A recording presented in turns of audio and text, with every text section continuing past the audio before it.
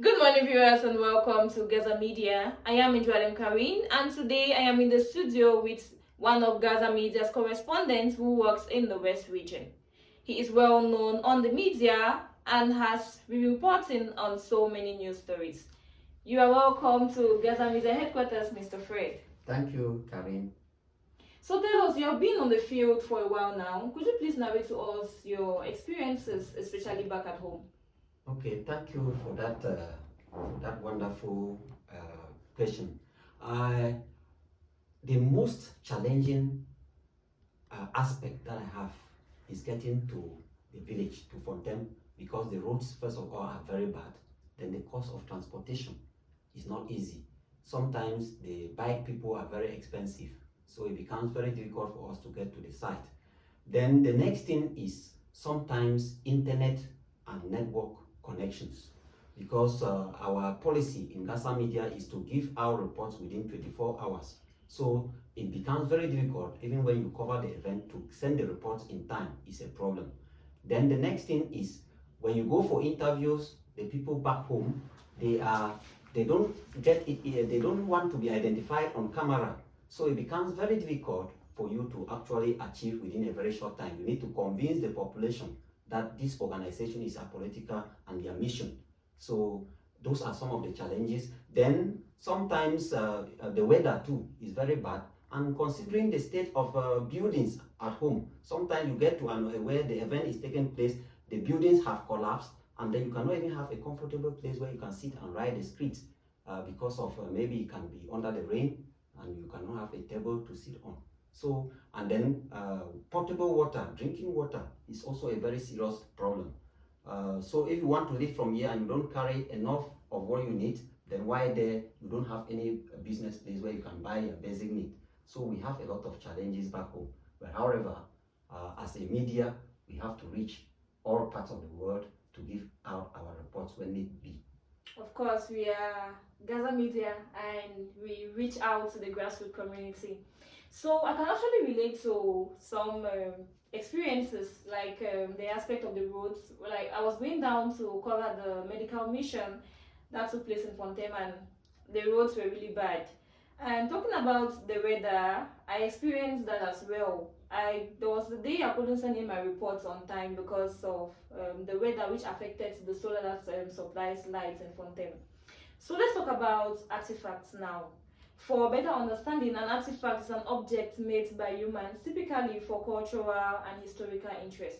So on Saturday, the 30th of March 2024 in Yaoundé, the Fond of Fontaine received some artifacts that were looted over a century ago. This event saw a lot of commemoration. So can you tell us the significance of these artifacts? Okay, thank you, Kari. That particular occasion, if you look at the number of people, the mass turnout of the Lebang people to that occasion, and the enthusiasm that they had to participate, and the fund even granted a special dance, that is the Nkwe dance. He gave them a special preference to perform out of Lebang Fondom, because by our culture, they don't participate, they don't carry out that particular dance out of the fondom. But because of the dignity of that occasion, that we have recovered something that symbolizes our identity, which had been rooted, as you have said, more than 100 years ago. Because of that, the fund granted a special status to that particular occasion, which was graced by the Nkwe dance.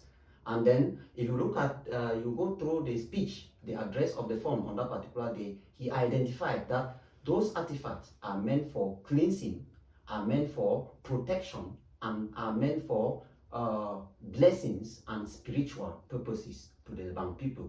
And then their absence now is it affects the position of a Lebang man. So because of the collective effort of the Regardless Foundation and the chief Charles Tapu and His Majesty the Fond of Fontaine, those things have started coming in their consignments, and the Lebang people are very proud of these people.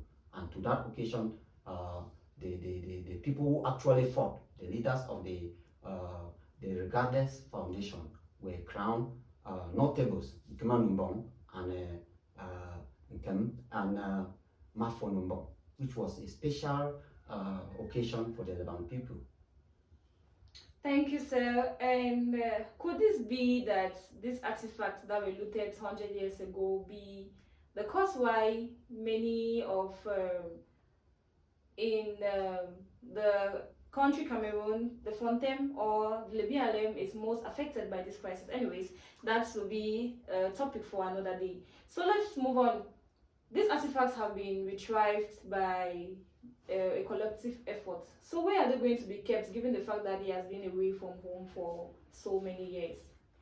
I think that if they have been kept in the Western world for over a century and they are still intact, then I think that if we have been able to recover them, then I think that getting a place where we can protect them now, with that challenge that we have lost them for over a century, I think that getting a place to store them well should not be a problem to us.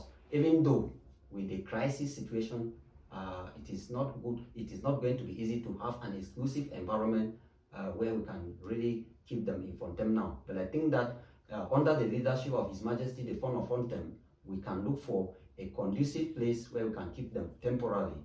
But with time, we are going to surely construct a museum. The Lebang people are rich in terms of everything, in terms of their intelligence, in terms of their income level, and in terms of their commitment to get what they are due. So I think that with all these qualities of a Lebang man, they will work collectively to ensure that with time, we have a museum where those particular artifacts are kept so that they can last for other centuries.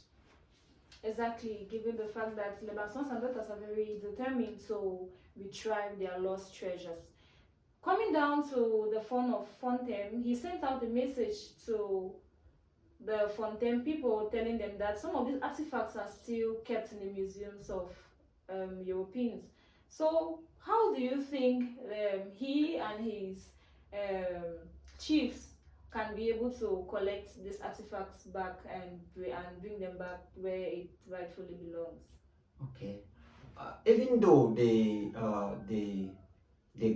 government of those Western nations that are keeping those artifacts, they are not ready to easily just give them out because they earn a lot of money out of them. They have some benefits that they have kept. You know, when somebody keeps their thing for too long, he can own it. So to them, it looks like we are taking something that is theirs, and therefore the war is not easy too. But I think that with the collective effort of our leadership, that is the Regardless Foundation and Chief Charles Taku and His Majesty the Fon of Fontem, who had initiated that process in 2021 when he went to Europe. I mean, His Majesty. So he initiated it, and today, if we are able to have some consignment of those artifacts back home, I think that with this team and with the encouragement of crowning those who have really fought to let those things come, the Fon crowned them in that ceremony in Yaoundé, Mafwa Numbong and Keman Numbong, those leaders of the Regardless Foundation. So I think that with that encouragement from the Fon, other Lebang people who know that the Fon is seeing them when they work hard to get Lebang people to have what they are due. So I think that with that encouragement, many other Lebang people who are instrumental, who have the intelligence, who have the means, will be able to join the train so that they recover all those other ones which are still left behind. Exactly. So we keep our fingers crossed and hoping that these artifacts will return sooner or later. Moving forward, the 9th batch of Government Bilingual High School will have its convention on the 27th of this month, that is April 2024 in Kumba. So you are a member of this batch. How far with the planification process? Okay, thank you, Karin.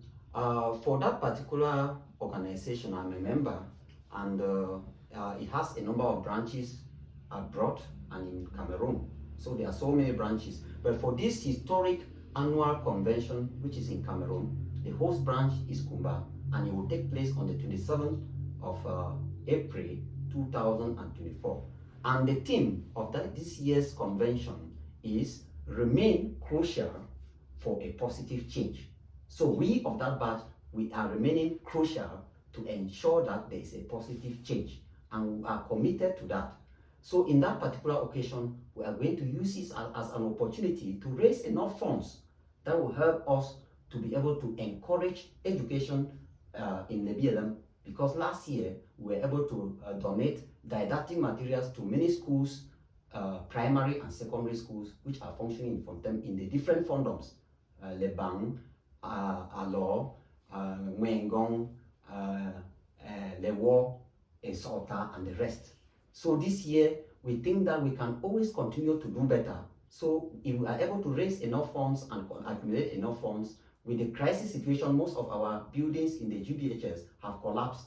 So when schools finally have to reopen there, maybe the students will not have enough facilities. So if we are able to raise enough funds, we can even put up an infrastructure to support our our brothers and sisters who will be in that school. So that is our alma mater, and we are ready to support them when we are able to have enough means.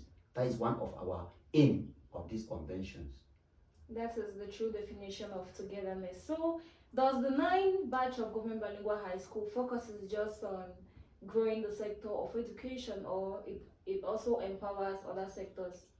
Our priority for now is on education, even though we also, because we have as our objective of this organization solidarity among ourselves, we are able to support each other at times of difficulties. So there are many of our friends, our mates, who are not, when you grow up as a batch, there are many people who are not financially, they are not up to a particular level, and to have food on the table for the family is not easy. So we use some of these occasions when we raise enough money. We also encourage, we motivate those other families of our mates who are not able to get enough food for themselves. So we always use the opportunity to assist them.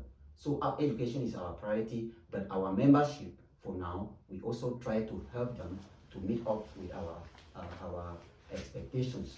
So with time, we may extend to other sectors, but because of the limitations of finances, for now we are limiting on education and our mates. Thank you very much, sir. And that wraps up today's episode on Cultural Insights. We stay in touch with GASA Media as we bring to your screens more developments on the artifacts. Again, I am Indrelem Karin, and today I am in the studio with Fred. Thanks, madam.